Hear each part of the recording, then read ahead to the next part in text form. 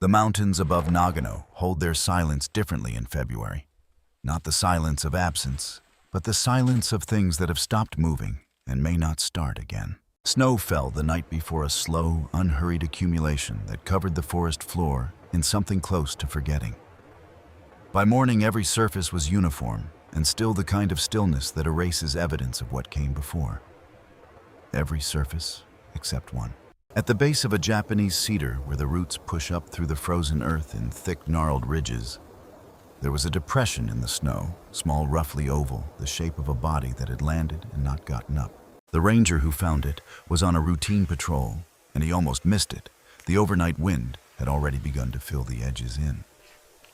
What stopped him was not the shape in the snow, but the color at its center, a patch of gray-brown fur barely visible, the precise shade of the forest floor in autumn. He crouched down and found her there, a Japanese macaque female, approximately 2 years old, lying on her side with her eyes half open and her breathing so shallow it was difficult to see at all. Her forelimbs pulled weakly when he reached for her, a reflexive curl that lasted less than a second. Her hind limbs did not move. He wrapped her in the emergency blanket he carried in his pack, tucked her against his chest, and walked back to the jeep without running, because running on an icy mountain path with a spinal injury patient, however small, is not something a careful person does. The drive back to the rescue center took 40 minutes on roads that wound through fog so thick the headlights barely reached the asphalt. He drove slowly, and he did not turn on the radio. 40 minutes away, on the other side of the same mountain range, a different kind of stillness was settling over a different kind of creature. His name was Kumo, and he was a Kai-Ken, a breed so old and so specifically Japanese that his face looked like something carved from the mountain itself, broad-skulled and amber-eyed, with a coat the color of deep brindled dark and layered like the bark of a very old tree. For 9 years, Kumo had worked alongside a ranger, named Takeda Patrol Work, Search and Rescue Support, Perimeter Monitoring, in areas where bears came down from the slopes in autumn. They had walked thousands of kilometers together across terrain that had no easy footing. Takeda knew without looking exactly where Kumo was at any given moment on a trail. And Kumo, trained to a set of commands so specific they were almost a private language, knew Takeda's pace and rhythm and the particular way he stopped when he needed to assess something. In the winter before last, Takeda broke his femur on an icy slope during a rescue operation. It healed but not cleanly, and the work he had done for 2 decades was no longer something his body would allow.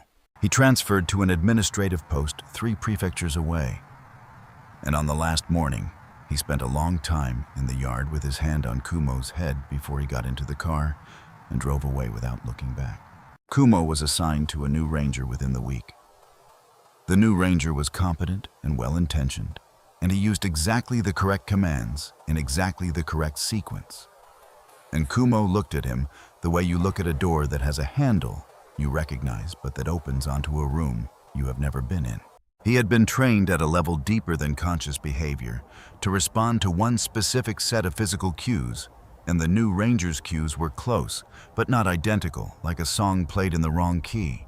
The center director signed a reassignment order after 2 weeks. Kumo was moved to Gate Patrol, a stationary post, a jump that required presence rather than partnership. It was not a punishment. There was simply nowhere else to put him. On the morning the ranger drove down the mountain with a macaque wrapped in an emergency blanket on the passenger seat, Kumo was sitting at the gate of the rescue center watching the road. He watched it the way he had always watched everything on patrol, with complete attention and no particular feeling that any of it required a response. 2 lives placed on the same day into the same location, for reasons that had nothing to do with each other, and everything to do with the specific way that circumstances compress without warning into a single point. Neither of them had chosen this. Neither of them knew yet what it would become.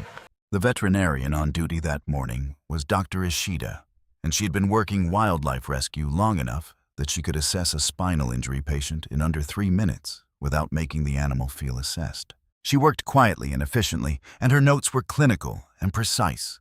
Partial spinal compression, hind limb paralysis, confirmed hypothermia, secondary dehydration, moderate, no visible lacerations. She set up the warming unit, placed the IV line, and did not offer a prognosis to the ranger who had brought Kimmy in, because the honest prognosis was not something that could be usefully communicated in the first hour.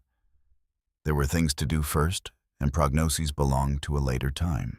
The keeper assigned to Kimmy's around-the-clock monitoring was a young man named Soda, 24 years old, and in his first year at the center.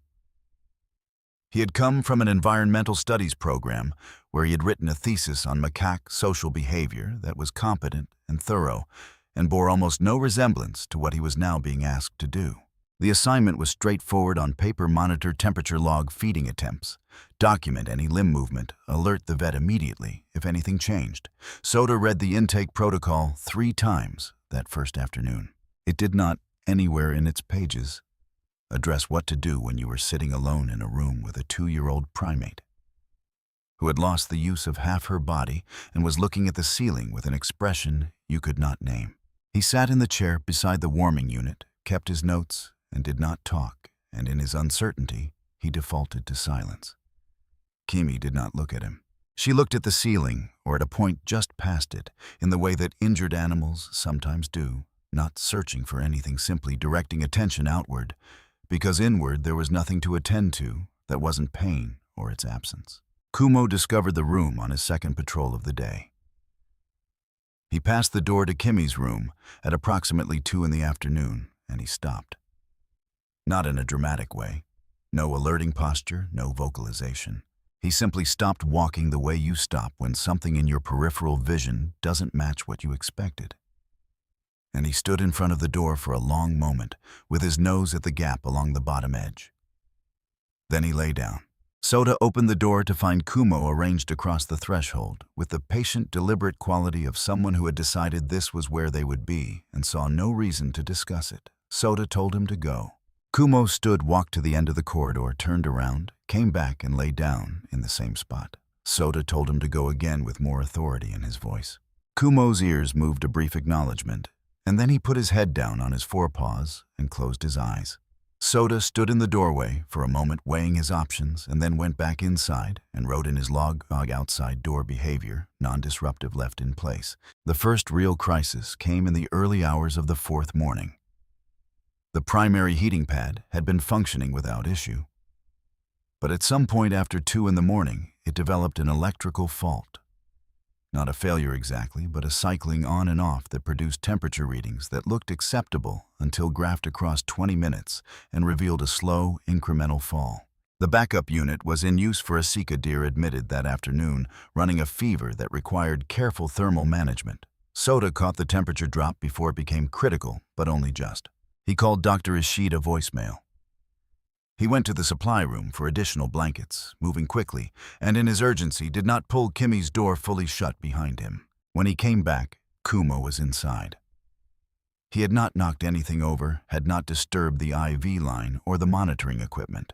He had gone directly to the warming unit and lain down against its side, his large body pressed to the base of the enclosure. The resting temperature of a healthy adult Kai Ken is 38.5 degrees Celsius. A fact Soda did not know at the time and would look up afterward. Kimmy's temperature, when Soda checked it with hands that were not entirely steady, had stopped dropping. He stood in the middle of the room, holding blankets he no longer needed, looking at the dog lying against the warming unit with his eyes half closed and his breathing slow and even.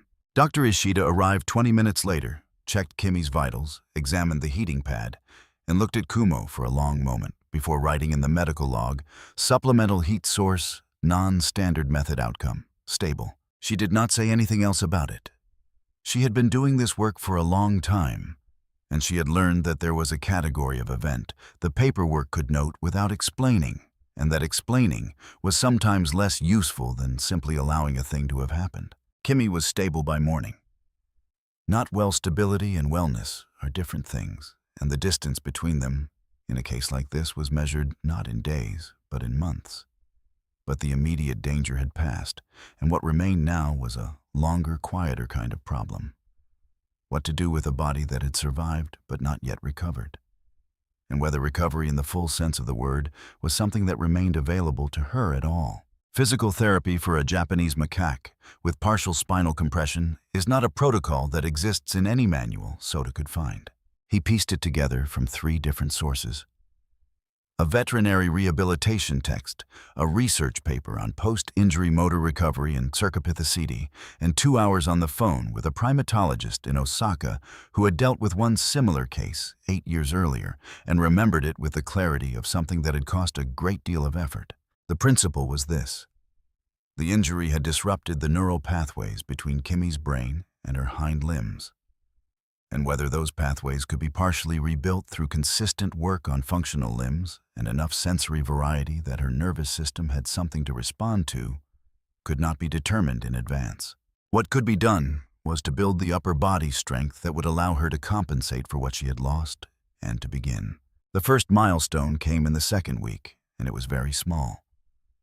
Kimi had been lying on her left side since admission, repositioned every 2 hours, always returning to the same orientation when left alone. On the 11th morning, Soda came in to find her lying on her stomach. She had gotten there herself at some point in the night, and the effort was visible in the position of her forelimbs, extended and braced, as if she had pushed herself over and held on. She was not looking at Soda when he came in. She was looking at the door at the gap along the bottom edge, the same gap Kumo had been pressing his nose against since the first day, the narrow strip of corridor that was from her angle on the floor, exactly the width of one sleeping dog.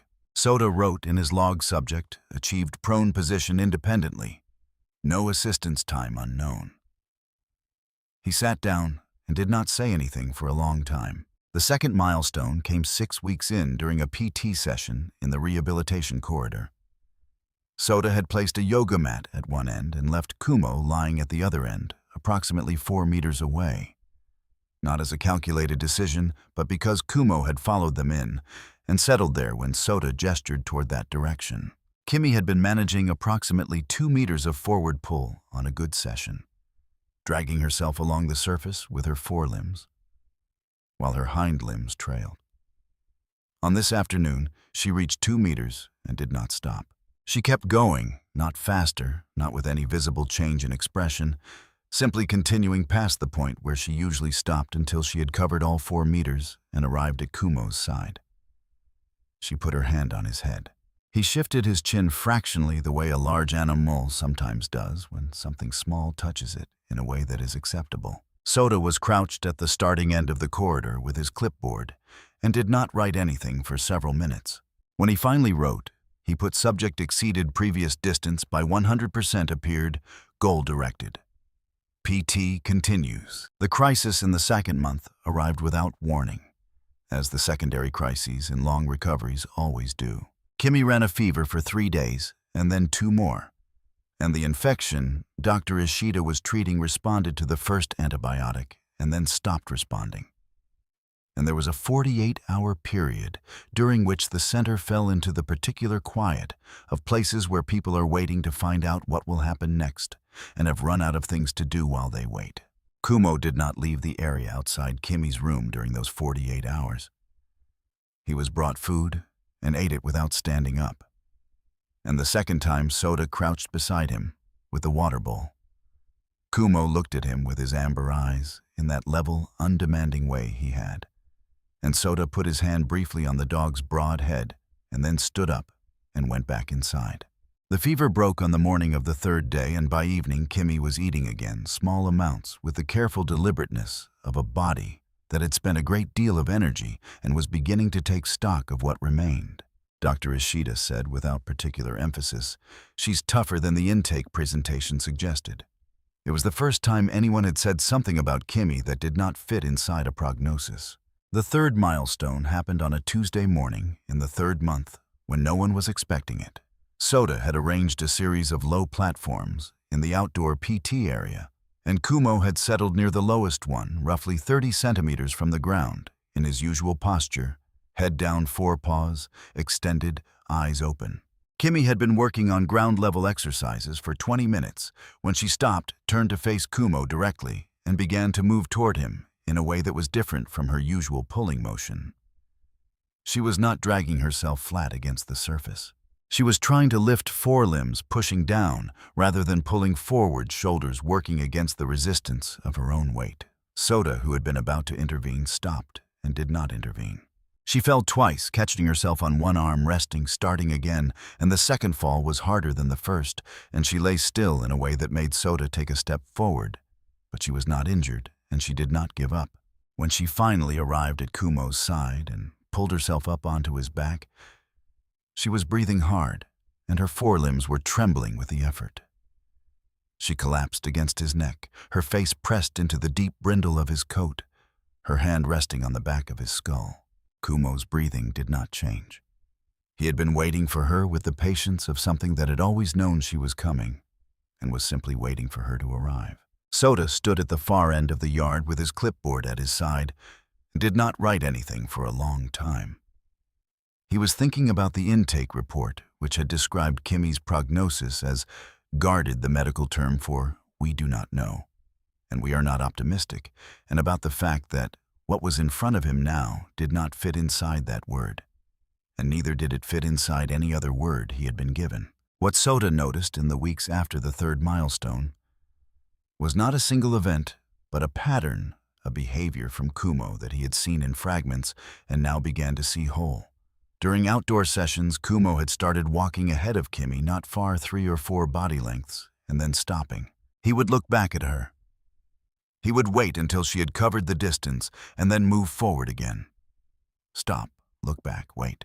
It was the same behavior Soda realized one afternoon that Takeda had described in Kumo's original training assessment, the way the dog maintained interval and contact on a patrol route, always knowing where the other person was, always calibrating his pace to theirs. No one had asked him to do this. He was doing it because he had always known how, and because now there was someone to do it with. Soda wrote in his log subject K demonstrating interval behavior with K2 unprompted consistent across multiple sessions.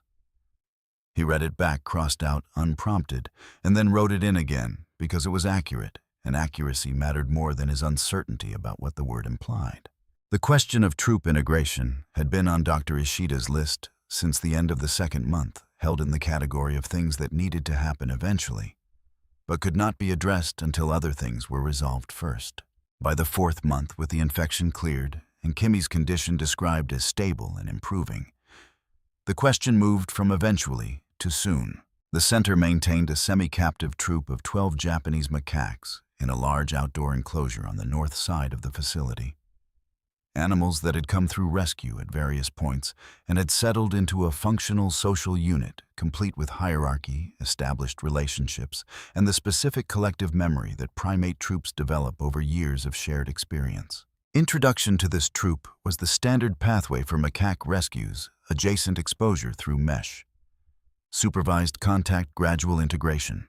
Dr. Ishida noted in her planning document that the probability of successful integration was, she wrote low, crossed it out, and wrote unclear, which was more honest, dependent on factors that could not be assessed from the outside. Soda read the document twice and did not say what he was thinking, which was that Kimmy had not looked in the direction of the troop enclosure once in 4 months, and he did not know what that meant, but he did not think it meant nothing. The first adjacent exposure session happened in the 5th month. Soda set up the mesh barrier between Kimmy's outdoor space and a section of the enclosure where 3 younger females tended to spend the morning hours.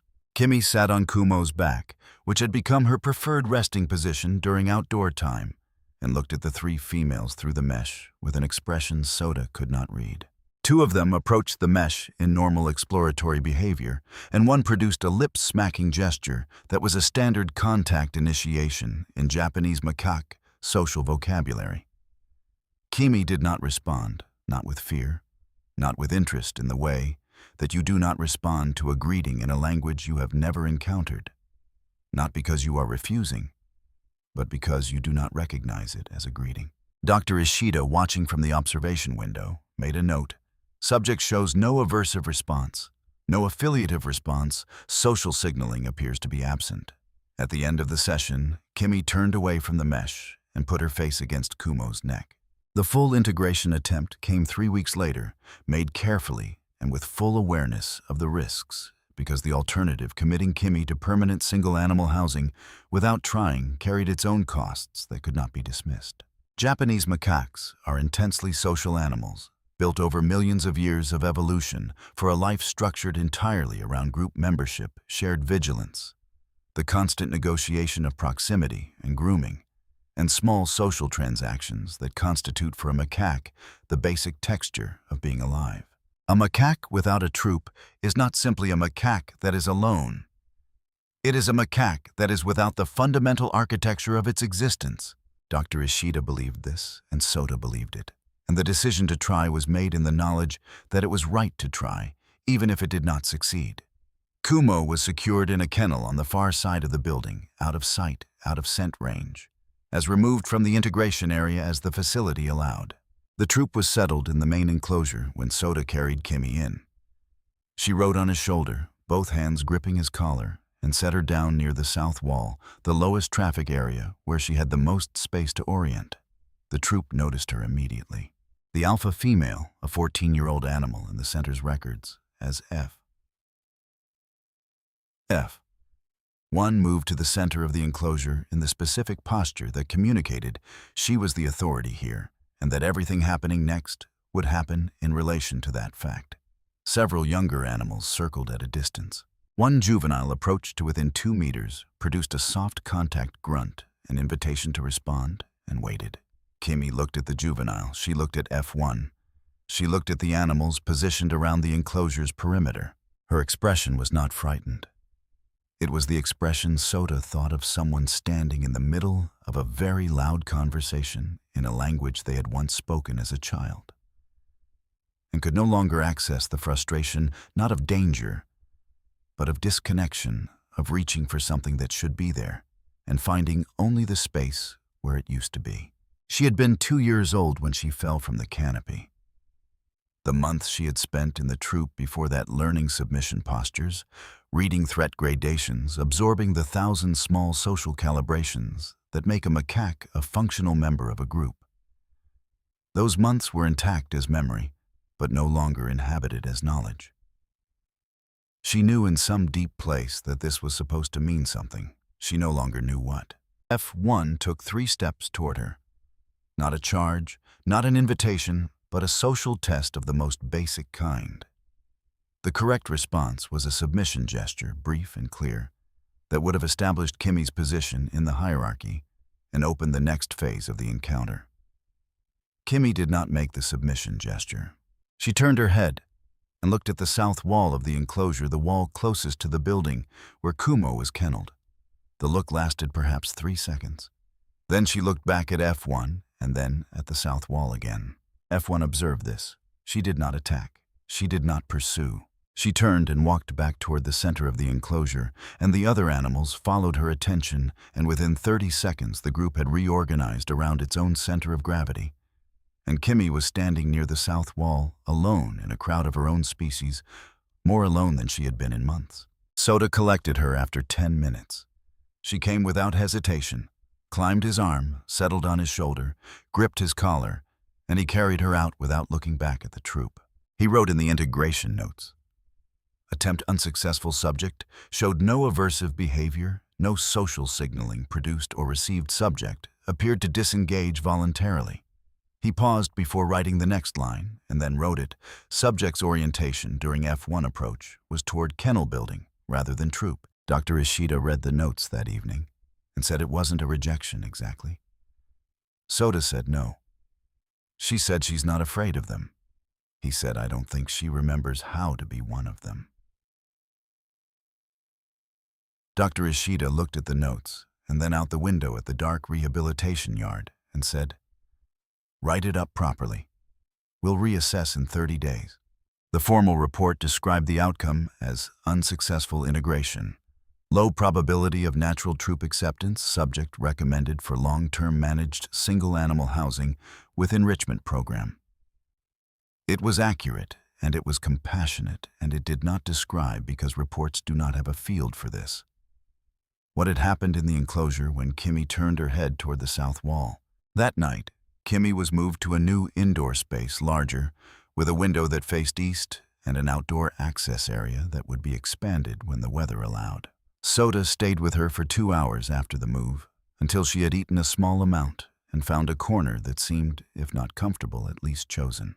He drove home before midnight and sat in his car in the parking lot for a few minutes before going inside, which was not something he had done before. The 30-day reassessment window that Dr. Ishida had mentioned felt that night like a very long time. Kumo was released from the kennel after the integration attempt, and he went immediately to Kimmy's old recovery room and found it empty. Soda, returning from the new room, encountered him in the corridor sitting upright, which was not his usual resting posture, with his head turned toward the junction as if he was working out a route. Soda opened the old door to show him it was empty. Kumo stood and looked at him. Soda, on an instinct he could not have defended, began walking toward the new room. Kumo followed. Soda opened the door, and Kumo walked in. And Kimmy, who had been in the corner and had not looked up, when the door opened, looked up. She looked at him for a long moment. Then she made a sound. It was quiet, not loud enough to have been certain at first that Soda had heard correctly. But it was a vocalization, the first social vocalization Kimmy had produced since her arrival at the center. He knew enough about Japanese macaque acoustic behavior to recognize it, a contact call, the specific vocalization used between separated troop members to establish location and proximity. The sound that means, "I am here. Where are you?" The sound exchanged constantly in a healthy troop moving through a forest where the trees break line of sight and you need to know the others are still there. It was not directed at the wall. It was directed at Kumo, who was 3 meters away and who, upon hearing it, walked the 3 meters and lay down beside her. Kimmy put her hand on the top of his head, her long fingers, the pink peach of her palm, and did not make another sound. Soda sat down on the floor with his back against the wall and stayed there for a long time. He was thinking about the fact that Kimmy had made this sound now in this room to this animal, and not in the enclosure that afternoon when she was surrounded by 11 members of her own species. He wrote in his log before he left. Subject produced contact call at 2114, directed at K first, social vocalization recorded. K responded with approach and contact. Both subjects settled vitals stable. He looked at what he had written and thought it was both entirely accurate and almost entirely insufficient, and he turned off the light and left them in the dark together, which was where they wanted to be. The winter that came to Nagano that year came in the way Nagano winters come, not suddenly, but with deliberate accumulation. First the cold settling into the ground, then frost on surfaces in the morning, then the snow covering the mountain slopes and cedar forests, and the rehabilitation yard in white that made everything both simpler and more difficult. Kimmy's upper body strength was by any measure remarkable, the product of months of PT and the specific necessity of a body that had learned to do with 2 limbs what most bodies distributed across 4. Her hind limbs had not recovered in the way the early optimism of the protocol had hoped for. There were days when Soda thought he saw something, a faint reflexive response, when he worked the joint, and days when he was certain he had imagined it. Dr. Ishida's monthly notes said hind limb function remains absent, prognosis for improvement at this stage is poor. Soda read these notes and agreed with them, and also believed separately and without being able to reconcile the two things that the word poor did not capture the full situation, though he could not have said what word would. On a morning in late December, when snow had been falling since the previous afternoon and the yard was covered in new accumulation, Soda opened the outdoor access door and Kumo walked out into the snow without hesitation. This is a mountain dog, a snow dog, a breed that was working in conditions like this before the people who kept it as a companion had learned to read, and Kimmy came with him. She was on his back as she usually was for outdoor time, her forelimbs braced against his shoulders, her face lifted into the cold air. Kumo walked to the center of the yard and stopped. The destination appeared to be simply this here in the snow in the morning, with the mountain visible above the tree line to the north. Kimmy looked out across the yard past the fence line toward the cedar forest that began perhaps 200 meters beyond the center's perimeter. She had been born in that forest, or one like it. The specific stand where she had fallen was 12 kilometers away. But the trees were the same trees. The slope was the same slope, the particular quality of light in a Japanese cedar forest in winter was the same quality of light she had looked up into in the first weeks of her life. She could not go back. This was a fact that Dr. Ishida's notes stated clearly, and that the center's long-term care plan had been built around an animal with non-functional hind limbs. Cannot survive in the canopy, cannot keep pace with a troop, cannot do the things a Japanese macaque needs to be able to do in the environment her species has occupied for hundreds of thousands of years. She was not in that forest. She was 200 meters from its edge on the back of a dog in a rescue center yard, looking at it through the snow. Kumo stood still beneath her, solid and warm, and present, his brindle coat collecting snowflakes that did not melt immediately in the cold. He was looking in the same direction she was, out toward the tree line, toward the mountain, toward the forest. The snow kept falling. Neither of them moved. Soda watched them from the observation window for a long time and then went to write his morning notes. The notes said both subjects in outdoor area behavior, calm, no intervention required. He thought about adding something about the snow, about the way they had been standing, about the direction they were both looking. And then he did not, because the notes were a medical document, and what he had seen was not a medical observation. Dr. Ishida's end-of-year summary described Kimmy's status as non-releasable long-term managed care, indicated quality of life assessed as stable. Soda read it on his lunch break, sitting on the steps outside with the snow coming down around him. Quality of life stable. He thought about what the word meant as a clinical designation. The absence of deterioration, the maintenance of baseline function, the continued meeting of basic physiological needs, and about how that was accurate, and how it was also not quite the right word for the specific thing he observed every morning. Stable was the word for a situation being held in place. What he observed every day was not a situation being held in place. It was a situation that had found its place, which was different, and the difference was not one the form had a field for. He put the summary in his jacket pocket and went back inside.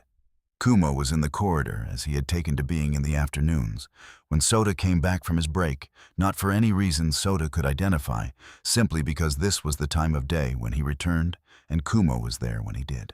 They walked together toward the room where Kimi was in her afternoon position, on the wide shelf along the east-facing window, watching the yard and the tree line, with the complete, unborrowed attention she gave to everything she looked at.